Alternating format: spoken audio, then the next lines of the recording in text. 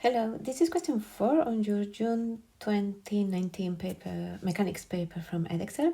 And you have a ramp AB length 8 meters, is this one, rest in equilibrium with the end A on rough horizontal ground.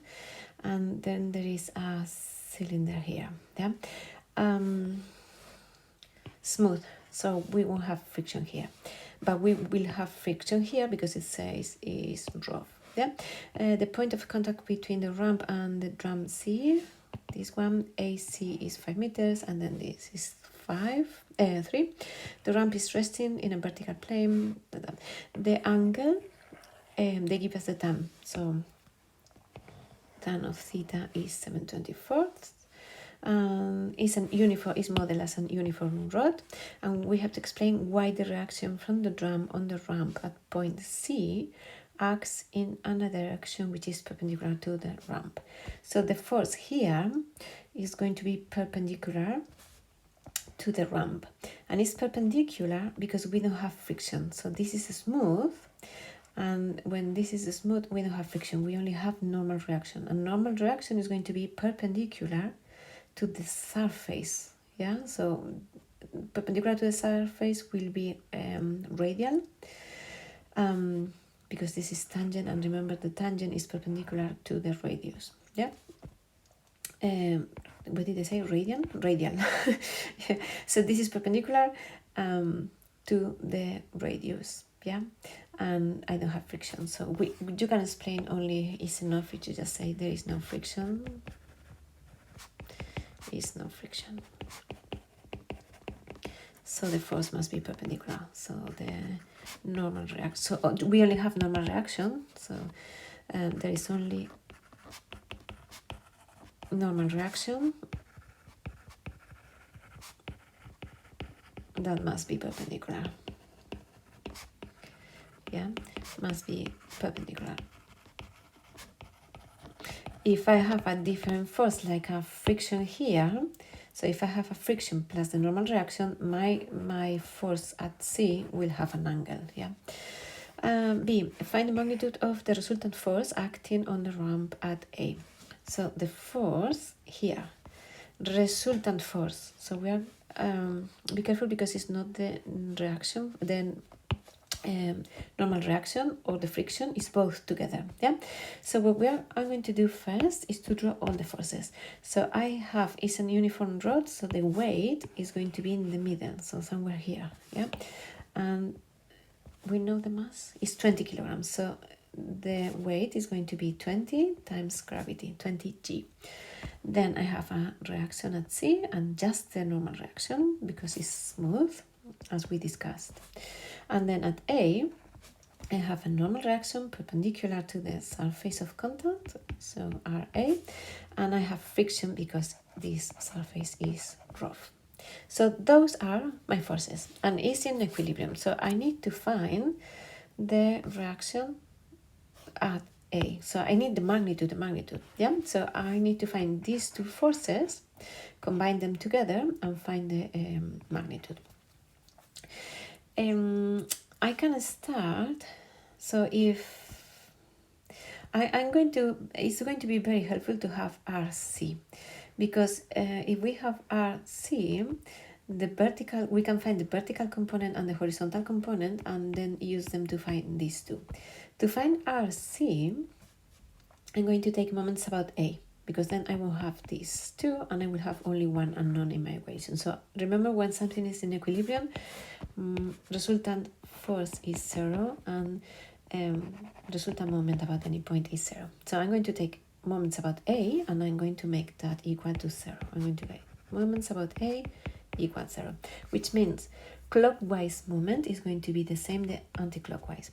This force down is producing clockwise moment about A. So this one is going to be clockwise moment. And this one is producing anti-clockwise moment. So we are going to make them equal to each other. This force is producing 20g times perpendicular distance from the point to the line of the force. So this is the line of the force. This is the line of the force. And we need this distance, perpendicular distance from A to the line of the force. This is 3 meters, 4, because it's half of the road. Yeah, the road is 8 meters, this is 4. So this is going to be 4, so hypotenuse times cos, so 4 cos theta. So the moment produced is going to be 20g, which is the force, times the distance, and the distance we say is 4 cos theta. That must be equal to the moment produced by this force. The moment produced by this force is the force times the perpendicular distance. So again, this is the line of the force. So the distance that I'm looking for is this one, perpendicular from A to the line of the force. And we know is 5. So it's going to be RC times 5. Times 5. And from here we are going to find RC because we know cos theta. We know that tan theta, if this is theta, tan theta is 7/24. So opposite is 7, adjacent is 24. If you do Pythagoras, this is 25. So cos theta is going to be adjacent, cos theta is going to be adjacent divided by hypotenuse. Yeah, we know now the cos. So if we substitute that in this equation, we have 20g times 4 times 24 divided by 25 is RC times 5, which means that RC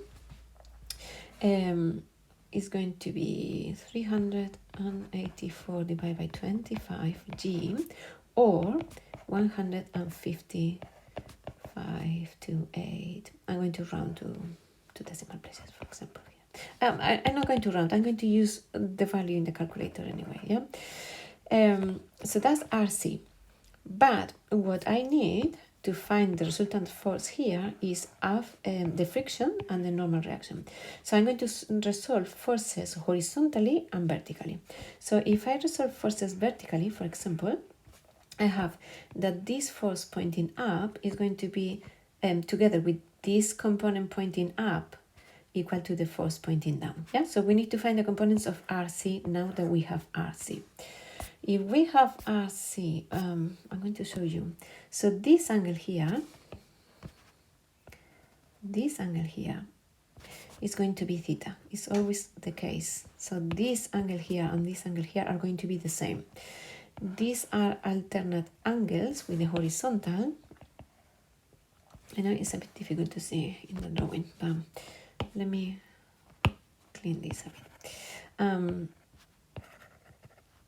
So I need to find the horizontal and vertical components of RC. This angle is theta.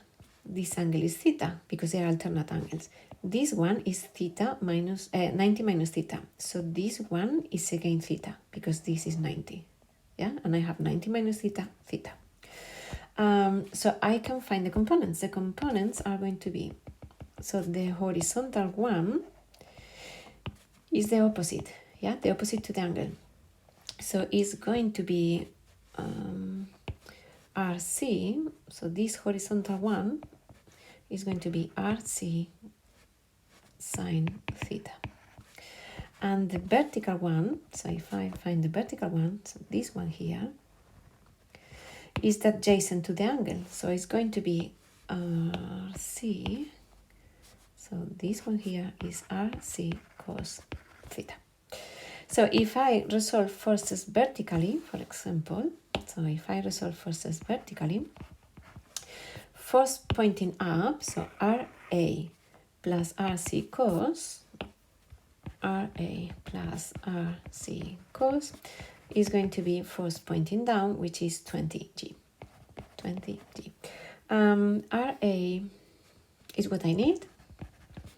RC is the one that we found, so 384 divided by 25G times cos, which is 24 divided by 25, is going to be 20G, and from here I can find RA. RA is this. Yeah, so 51.49 newtons. And if I want to find this friction here, I'm going to do the same horizontally. So this force pointing to the right is going to be equal to this force pointing to the left. So if I resolve horizontally, friction is RC sine theta.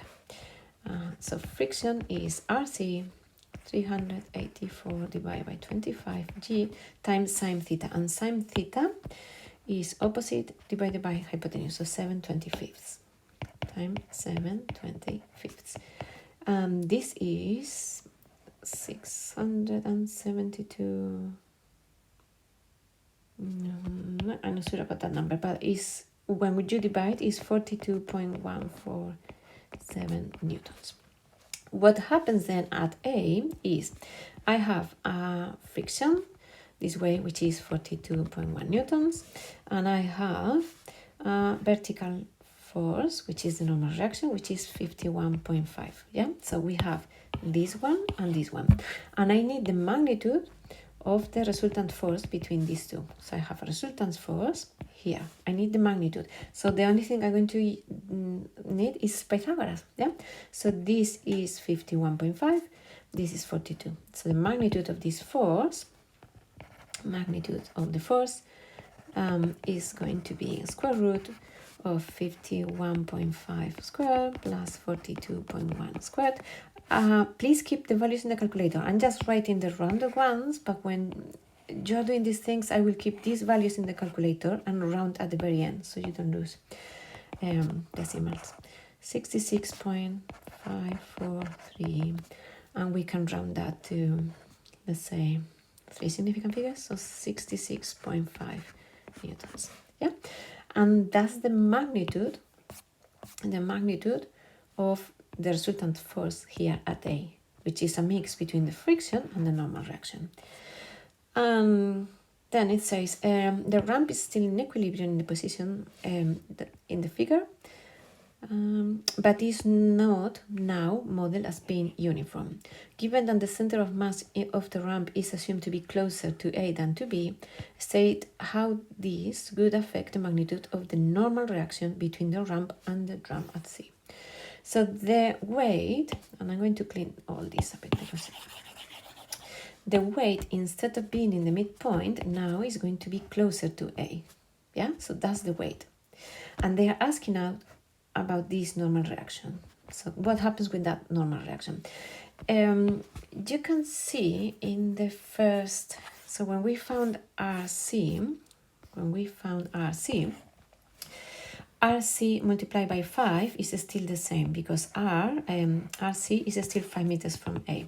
What changed is this distance here. So this distance here is going to be smaller. This 4 is going to be smaller, which means RC is going to be smaller. It's the only thing that changed. So this 4 will be smaller. The cos of the angle is going to be the same because the angle is the same, and 20g is the same because it's the weight of the rod.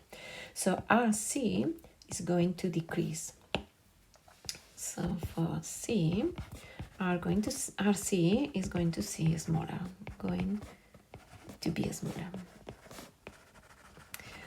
Is one mark, and they don't ask state how this would affect between the ramp. They don't ask us to give reasons, but if they did, you can explain what we have just discussed here. Yeah, and that's all with this.